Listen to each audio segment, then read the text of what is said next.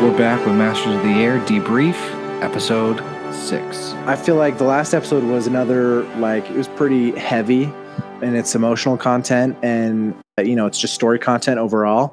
This episode is a chance for us to catch our breath as an audience in some sense. There's kind of three main stories that we're keeping track of. We're keeping track of Crosby as he's, getting some R&R and was invited to a conference at Oxford. We're following Rosie, who was the only pilot to make it back from the Munster campaign, as he's on some R&R. And we're following Bucky, who is behind enemy lines and is trying to stay alive. Peace and blessings to Bucky, because he's stuck in Germany, caught by a farmer. There's a pretty great opening scene where he's in the marsh and kind of hiding with the gun. I mean, honestly, watching it just looks so good and is so heart-poundingly scary.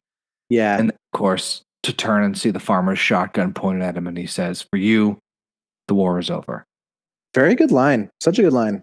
Very good line. And pretty terrible to see Bucky in captivity taken through the destroyed town. And that, I think, is the first time we've seen him reckoning with it, but also just what must have happened, which is why the Nazis marched them right through the middle of a destroyed town. Which had to be intentional, right? Yeah. Because, all the German citizens are seeing these American pilots and they just get attacked. Yep. They just get attacked and hit with shovels and just beaten and bruised and bloodied. And a lot of them are probably killed. And it's because the German citizens are pissed. Yeah. Probably rightly so, for a lot of the bombings that were happening. And this is a good window into the fact that the war is not just between soldiers, but the war involves citizens and normal ass people. Crazy to think of mob violence being a way of we don't have to feed prisoners or watch them or take care of them if we just march them right through where they've just bombed. Yeah. So kind of crazy, kind of scary. And at least for me, seeing the dichotomy of these three storylines of Bucky smacked over the head, put on a cart, being drawn by horses, out to be buried because they believe he's dead like the rest of the soldiers, to then Crosby hanging out at Oxford at a conference. Just having a swell time. Having a swell time. Not saying this was anything to do with their decisions or otherwise, but just the realities of they're all in the same Air Force with different tasks and different outcomes, and that's just how it went, Yeah. I'm sure Crosby would have changed places with any of those guys and just tried to get back to have Bubbles back or anybody else, but instead that's kind of the assignment he's given, and he had to fulfill his assignment. And he had to fulfill his assignment by going to Oxford to this conference and having a roommate, a British spy. Who's a great British spy. Did you ever see King of Staten Island? No, I did not. Pete Davidson? Oh. No, I'm meaning to. It's a good one. You should watch it. But also, his girlfriend in that movie is this British spy. Oh. Which I did not expect, because she does a good New Yorker accent. Yeah. She's a delightful character. I fell in love with her almost immediately, personally. I want to marry this woman. Personally. Her name is Belle Powley, the actress's name. Belle Powley. Belle Powley, if you're listening, I'm just some humble Utah boy. I would love to take you to a steak dinner. Come hang out in the desert with Madison. Yeah, she's great, and she plays a really good, just captivating personality, and she's fun, and they're kind of trying new things. And I did love, as we see Rosie and his crew at the R&R camp, having hot water, having nice baths, sitting around, people are playing croquet.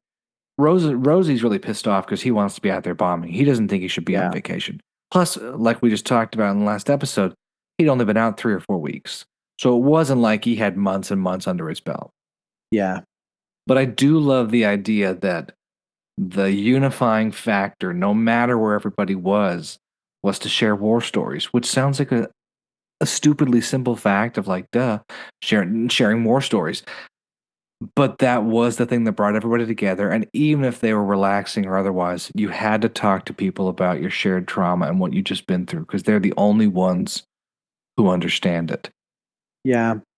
And Something in our modern world that we just take for granted now, I think, is kind of the mainstreaming of therapy and of mental wellness. I noticed this when I was watching For All Mankind, a month ago, was that back in the day, mental health professionals like therapists and shrinks were not for men. Men didn't want to go do that kind of stuff. Like they saw it as like weakness. They didn't want to get shrinked by the shrink. Then you can kind of see that in Rosie's hesitance and resistance to being on R&R, is he's like, this isn't going to help me. Croquet isn't going to help me. Talking to you about my feelings isn't going to help me. Like, I need to be out there performing in my routine and stuff. And you can just kind of tell that there's a general resistance to taking care of yourself. Yeah. Almost a belief that they're not just worthy of it, but that everyone else is going through hell and I Yeah. signed up like the rest of them. Like you said, the survivor mentality of you don't deserve to have R&R while other people are out there flying, dropping bombs and trying to escape back home. Yeah. What did you think of Bucky's interrogation by the German interrogator? Spoiler alert, there is going to be a parallel in a future episode. In episode 8, I think that watching it, you could see how easy it could be to just go, he's another pilot. Mm-hmm. Sure, we'll do whatever. It's a very sneaky move on the side of the interrogator of, befriend them, don't make them an immediate enemy. And he played it so German. I believe the actor is German, but the interrogator, I was just like the German hospitality sentimentality of like, well, I was watching the Yankee game and I knew about this in the World Series. Yeah, we're buddies. Also, tell me exactly what's happening, or else all your friends are gonna die.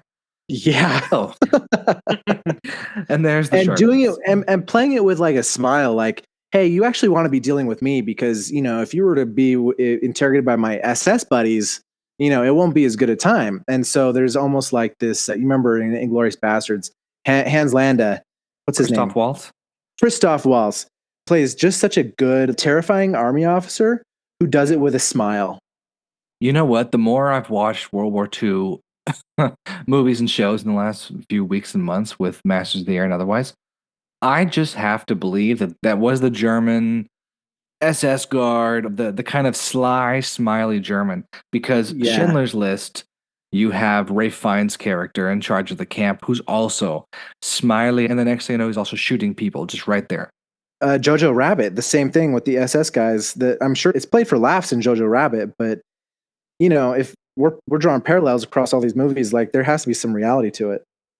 Well, and then Zone of Interest, the curtness but also smiley demeanor that followed things like creating and building gas chambers or talking to a slave. I now just have to believe that that was a good percentage of the Nazi demeanor. Wow. Wow. Yeah, let's not smile as we interrogate. No. Well, I just can tell that if that was ever me, I'd get swindled by it so fast. I'd be like, "Oh, you want to be my friend? Do you want to tell me about the World Series? Sure. Yeah. Make me warm and comfy. I'll tell you all my secrets." I'd break. Yeah, I'd break so fast. I want so badly to bust embargo right now, but I won't. Anyway, we know from the intro that the Tuskegee Airmen are going to show up in an episode, and that Yeah. is episode 8. So I'll just leave it there and say, revisit the interrogation in episode 6 after we've watched episode 8. Oh, good. Bucky gets to the POW camp, and what a sigh of relief that was, I don't know, at least for me, expected. You had to know Yeah. Buck was there, right? We knew Buck was Yeah. there. Absolutely. So we have Buck, we have Chuck, we have all these other members of the 100th Bomb Group who you recognize, and thank heavens. And it must have been a sigh of relief, even being a prisoner, to see your buddies and see everyone still alive there. Yeah. Yeah, and it kind of, I guess, I haven't seen the remaining episodes, and I know you have, but it kind of sets us up for, the rest of the season of like, okay, well, this is our problem now. Where are we going to go from here? Basically, all of our pilots are behind enemy lines, and we've got almost no planes left, and that is kind of like sets the stage for what is left. And knowing the history of it, in which this is where America really ramps up, and everyone was drafted, and they were making planes like gangbusters, just getting them out there.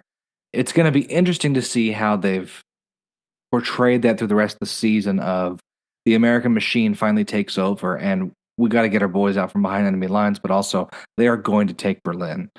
So I Yeah. think the show does a good job of leading us in there, and it's still going to be difficult. They don't let up on the emotional frustration and the thriller aspect of the show.